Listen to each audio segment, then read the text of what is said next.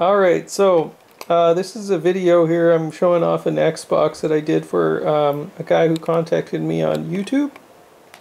His name's Robert Morgan.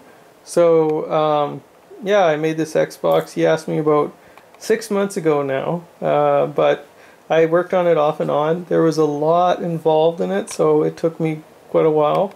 But yeah, I got her done, and it's pretty much perfect. So here, I'll show you. So it's got two cold cathodes in the front, 4-inch blue cold cathodes, and then there's a top 80mm cold cathode blue as well. So what else here? There's a wireless controller built into port 1. It's a Komodo wireless controller, and it also has a relay attached to it, the port 1. So if you want to use like another controller or something else, plug it in the port, you still can. You can still use the port. If nothing's plugged in, then it defaults to the wireless controller. And then for port 4, it has a Microsoft DVD remote, and it's attached with a relay as well. The cold cathode kind of takes away a little bit from the infrared signal, so you kind of got to get it in the sweet spot. So it's, yeah, the cold cathode affects that a little bit. There's no XIR or Zerk built into it, so you can't remotely turn it on or off and eject and do those other things. But for some reason I tried to do it, and it just wouldn't work for some reason. The cold cathodes were maybe taking too much juice away. I'm not sure. But it doesn't, I think it doesn't have a huge effect with this particular Xbox, because it has a chip in it, an Exynium chip, but it's an Exynium clone, and the Exynium clone has only the OS 1.0 on it, Exynium OS 1.0, and you can't update it. If you try to update it, it will wreck the chip. I know from experience. So you need to have official Microsoft controller plugged into one of the ports for it to fully initialize. So I'll show you that right now. So you hit power. There's kind of two shades of blue here with the lights. The ones that are showing up purple or red right now, they're not that color. It's just with the camera. I'll put some screenshots up afterwards where you can see the real color. It's a deep blue. There's the cold cathode blue, and then there's a deep blue from LEDs. And they show up red, this camera, for some reason. But, so, another thing I wanted to show you is that pretty much everything that's connected to this Xbox, you can tell if it's working properly with lights that are lit up. So, like here, this red light, the big red light there, indicates that the mod chip is on, but it's not fully initialized, and you get this screen here, just Exynium. So if we plug a controller into, plug it into port 2 or 3, because they don't have the relays. If you try it in one of the ones with relays, it won't work. So we'll put it into 2, and this red light will change. Okay, let's try this again. I got the controller in the port, so it's red right now, that LED on the side.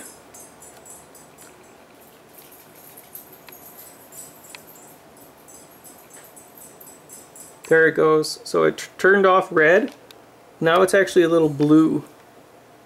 See that blue? Just came on. So the Exynium chip booted up. I have it auto set to boot Executor 2 5035 BIOS. So I'm not sure what happened there with the controller. I've never had that happen before, but maybe started up with the controller in. Better chances. So, but as soon as you see like that Exynium screen that you saw, as soon as you plug in the controller, it should there should be a little pop-up image of a controller. As soon as you get that, you can take out that controller. You don't need it in there anymore. So it'll run fine.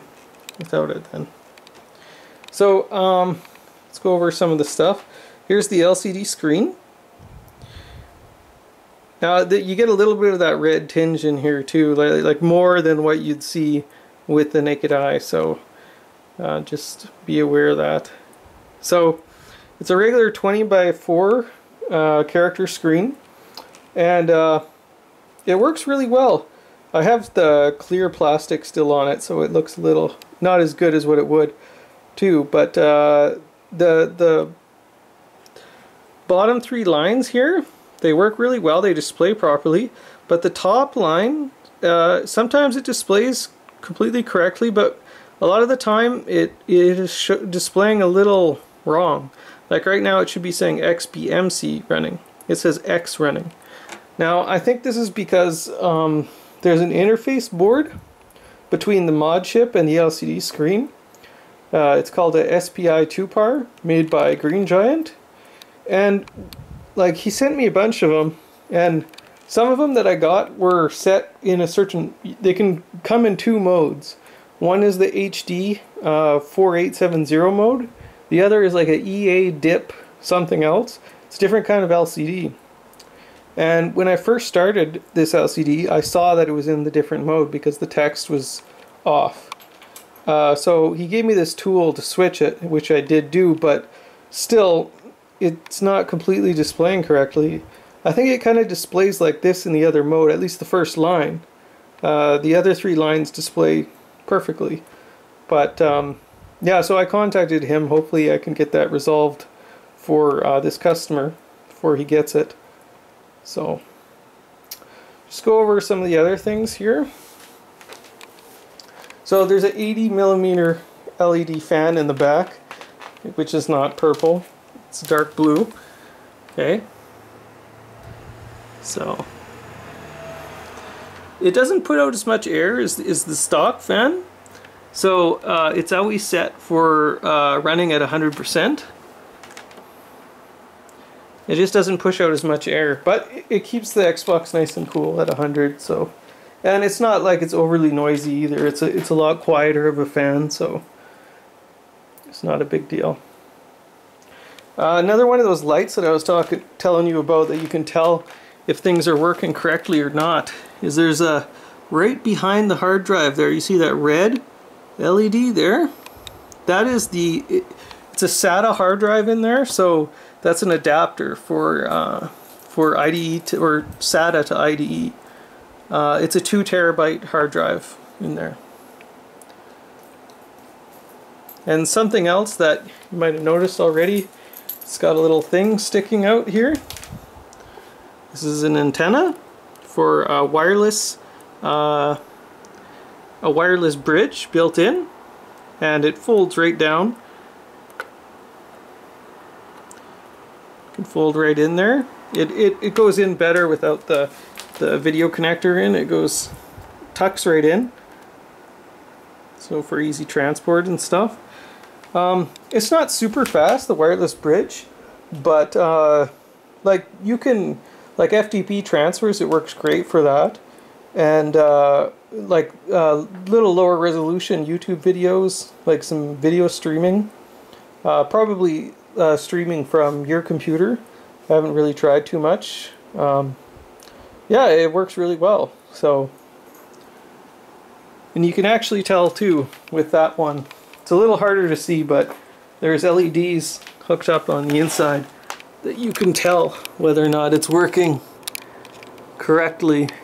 Okay, we're not gonna get a good picture of it, but it's 3 green LEDs and 1 blue that you should see if it's working properly. You can disconnect. It has a little jumper wire that I put a hole in for another Cat 5 socket there, or RJ45 I should say. But you can disconnect the one, and you can hook up a regular, you know, like from your router, a Cat 5 cable, or I mean Ethernet cable. So you can still get that high speed too if you want. And then right between the video connector and the jumper is 2 holes that I made. One is for the reset, that's on the left, and the other is to change the mode of the wireless bridge. So right now it's on infrastructure. When you turn it to the left, it's on ad hoc mode. So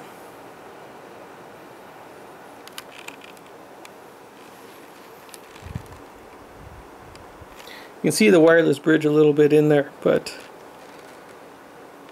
yeah. So I'll show you the other things here. Now we got the DVD remote, so we can,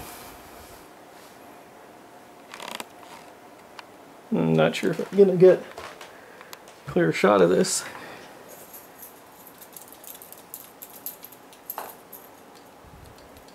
But you can see it working there.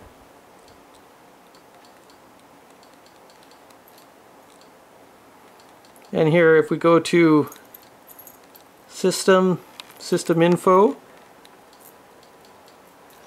go hardware, you see right now nothing is hooked up, right? Like physically in the controller ports, but it says port 1 that there's gamepad and port 4 there's an IR remote. That's because they're mounted internally. But if we actually grab a device with a connector, like the official Microsoft controller, we can hook it up to, say, port 4, and this is how the relay works. So here we'll go into port 4, see what the screen says there. See, it's switched to gamepad. Now the gamepad is fully works. Okay. You take out the controller again. Switches back to the Microsoft DVD remote. Here's the wireless controller. Now the wireless controller, its dongle, it was a two-part thing. It had the infrared receiver and it had another board, and I separated them so I could get the receiver in a really good position where it would be recognized really easily, or that the signal wouldn't be interrupted. So, and one cool thing, like, you can also see whether or not the controller is working with LED as well. You got this blinking red light there, and if you hit the on the wireless controller, you see it's gone solid. Now we can use our wireless controller. So yeah, it's a nice wireless controller. I like it quite a bit. The analog sticks are alright. I kind of like the original better, but it's nice. Definitely. So, and then being a ghost case, I got the see-through DVD drive too, so it's, you know, you put in a disc and you can see it spin around in the clear window there. So that's it. I don't think I missed anything else. Oh, the LCD, you'll notice it has, the third line is dedicated for showing your free memory. That's how much RAM. It says 96, so the RAM is upgraded in this Xbox. And yeah, that's it. So I think, Robert Morgan, I hope you like your Xbox. And I'll try to get that thing solved with the first line of the LCD too. Alright, thanks for watching. See ya.